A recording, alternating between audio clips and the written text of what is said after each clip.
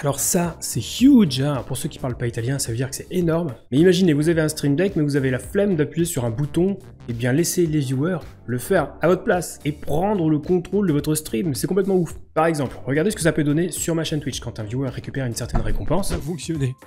Hey, oh. Hey. Mais oh.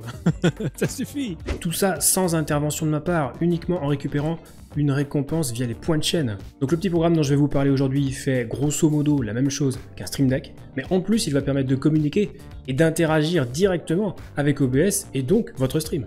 Que ce soit via les points de chaîne, les subs, les bits, les hosts, les raids ou tout simplement un message écrit dans le chat Twitch. Alors pardon, hein, je suis un petit peu excité parce que j'ai vraiment hâte de vous en parler de ce petit programme. Donc voilà, on va voir ça tout de suite après le générique bien sûr. Comment? Oui? Ah non mais oui, alors mettez un petit pouce sur la vidéo, abonnez-vous à la chaîne. De quoi? Non, la cloche on s'en fout, allez, on a des génériques.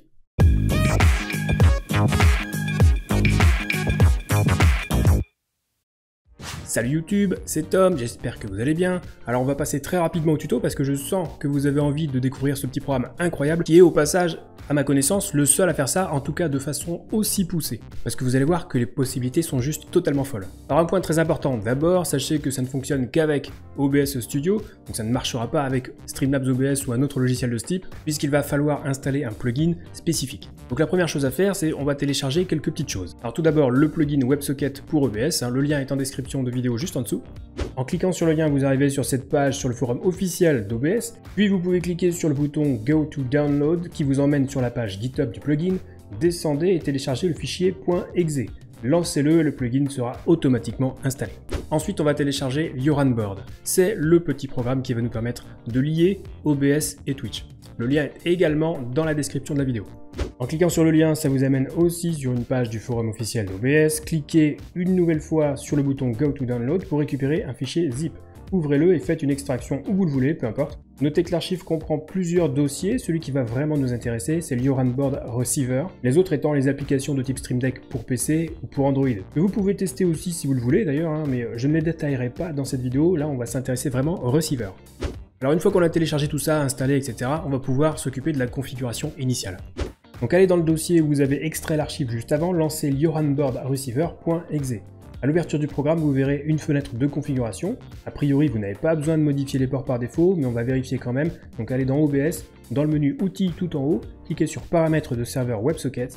Là, vous avez le fameux port par défaut, mais surtout, vous allez pouvoir cocher la case « Activer le serveur WebSocket » qui est indispensable pour que YoranBoard puisse communiquer avec OBS. Et décocher aussi la case « Activer l'authentification » si jamais elle était cochée. Si vous ne voyez pas la ligne « Paramètres du serveur WebSocket » dans le menu « Outils » d'OBS, c'est soit que vous n'avez pas installé le plugin correctement, soit il faut redémarrer OBS. Donc dans ce cas, faites-le.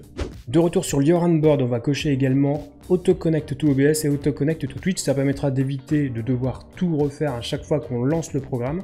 Enfin, cliquez sur le bouton Accept pour accéder à l'appli YoranBoard. Dans le menu de gauche, vous allez cliquer sur Connect to OBS et si OBS est ouvert, la connexion devrait se faire.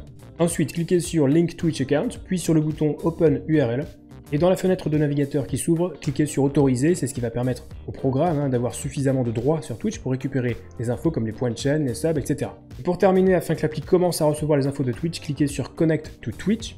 Une fenêtre va s'ouvrir pour vous expliquer comment ajouter une source dans OBS, source qui sera indispensable pour établir la connexion.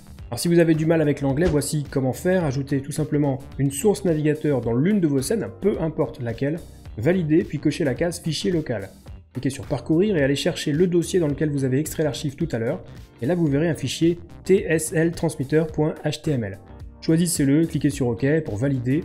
Encore une fois, vous pouvez mettre cette source dans n'importe quelle scène, ça n'a pas d'importance. Vous pouvez même la cacher, c'est d'ailleurs ce que je fais personnellement. Si vous avez bien tout suivi jusque-là, en revenant sur l'appli YoranBoard, normalement les 3 boutons sur lesquels on a cliqué devraient être grisés. Donc ça c'était pour la configuration technique initiale. Maintenant on va passer à la partie marrante évidemment. Vous verrez que dans l'appli on a déjà 5 exemples tout faits pour que vous puissiez voir un petit peu à quoi ça ressemble. Donc si on en prend et qu'on clique dessus, vous pouvez constater que ça ressemble grosso modo à un Stream Deck tout simplement, et que vous pouvez avoir sur votre téléphone par exemple si vous utilisez l'appli Android disponible dans l'archive qu'on a téléchargé au tout début. Mais c'est pas ça qui nous intéresse aujourd'hui. Nous, ce qui nous intéresse, c'est d'en créer un nouveau avec nos propres interactions. Donc on peut cliquer sur Add New Deck. Et dans le nouveau deck, on trouvera une grille, qu'on peut d'ailleurs redimensionner avec des carrés qui correspondent aux boutons que vous auriez sur l'appli Android ou PC. En cliquant sur un carré, on peut ajouter un nouveau bouton en cliquant sur Create New Button. En faisant un clic droit sur le bouton qu'on vient de créer, on a plein d'options disponibles. personnaliser l'aspect, changer la couleur, le texte ou mettre une image sur le bouton, pour associer des événements ou des commandes, lancer une macro clavier, jouer un son, et surtout, on a une option pour ajouter des commandes, et c'est celle-là qui va nous permettre d'interagir avec OBS. Donc on ajoute une commande en cliquant sur Add Commands, cliquez ensuite sur le bouton plus pour ajouter une commande, et là vous aurez des possibilités énormes. Changer de scène, couper le son d'une source, afficher ou masquer une source, modifier le volume d'une source ou carrément une commande pour modifier les filtres d'une source. Alors cette dernière commande elle est assez folle puisque c'est un des rares programmes, si ce n'est le seul, en tout cas à ma connaissance, qui permet d'agir directement sur les filtres dans OBS. Dans une des dernières mises à jour du programme, Lioran permet même carrément de définir une transition spécifique pour chaque scène. Bref, ce programme est juste dingue et il permet un contrôle quasi total d'OBS, chose que ne peut même pas proposer un Stream Deck à 150 balles. Donc maintenant qu'on a vu comment ça fonctionnait, on va faire un ou deux exemples. Alors on va commencer avec le premier exemple, qu'on va faire un simple changement de scène. Et après je vous montrerai une commande un peu plus poussée, une commande que j'utilise sur ma propre chaîne Twitch. Donc d'abord on va créer un bouton et on ajoute une commande Scene Switch. On choisit la scène sur laquelle on va passer, puis on ajoute une deuxième commande avec à nouveau une commande Scene Switch. On y met la scène initiale et on ajoute un délai de 5000 millisecondes, soit 5 secondes. En gros, ce que ça va faire, c'est on va être sur la scène A. Une fois que quelqu'un va déclencher la commande, on va arriver sur la scène B, et au bout de 5 secondes, on reviendra sur la scène A, automatiquement sans intervention de votre part. Bon, c'est bien sympa tout ça, mais si je veux que cette commande spécifique se déclenche à chaque fois que quelqu'un envoie 1000 bits par exemple, est-ce que c'est possible ? Mais oui Jamy. En fait on va tout simplement ajouter sur le bouton un élément déclencheur, un trigger. Donc clic droit sur le bouton, sélectionnez Add Twitch Triggers, et cliquez sur le bouton plus, choisissez les bits et entrez une valeur mini et une valeur maxi. Les bits, les hosts, les raids fonctionnent de la même façon, avec une valeur mini et une valeur maxi pour le déclenchement. Pour les subs, vous pouvez choisir les subs T1, T2 ou T3, les abonnements Prime, les abonnements offerts, et même carrément les abonnements offerts de façon anonyme. Pour les messages dans le chat, vous définissez un mot ou une expression précise. Attention, si vous définissez un mot, ça ne fonctionnera que si le mot est écrit tout seul. S'il est inclus dans une phrase, ça ne fonctionnera pas. Et pour les points de chaîne, il faut que le nom de la récompense soit exactement le même, à la virgule près, à l'accent près, que celui que vous avez défini sur Twitch. Donc pour cet exemple, si je veux qu'à chaque tir de 1000 bits, le changement de scène se fasse automatiquement, je règle 1000 en valeur minimum, et je règle éventuellement une valeur maxi, c'est pas obligatoire. Notez la case Add to Request Queue en haut. Si vous ne la cochez pas et que deux personnes déclenchent une commande en même temps, une seule sera prise en compte. Donc personnellement, je vous conseille de cocher la case, ça évitera que les gens viennent vous voir en vous disant « Ouais, mais lui ça marche et pas moi, tu le favorises, salaud ».